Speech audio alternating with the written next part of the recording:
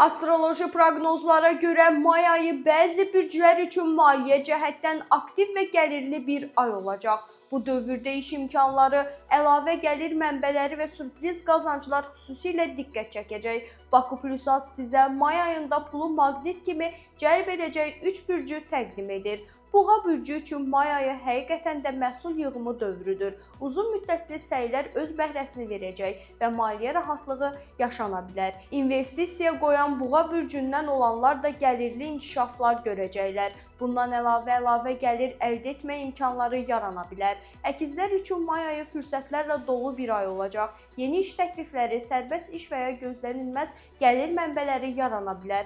Ünsiyyət bacarıqlarından səmərəli istifadə edən əkizlər qazanclarını artırmaq şansına sahib olacaqlar. Xərçəng bürcləri bu ay daha sabit maliyyə vəziyyətində olacaqlar. Ailə dəstəyindən və ya biznes tərəfdaşlığından əldə edilən gəlirlər ön plana çıxa bilər. Xərclər nəzarət altında saxlanıldıqdan sonra qənaət etmək mümkün olacaq.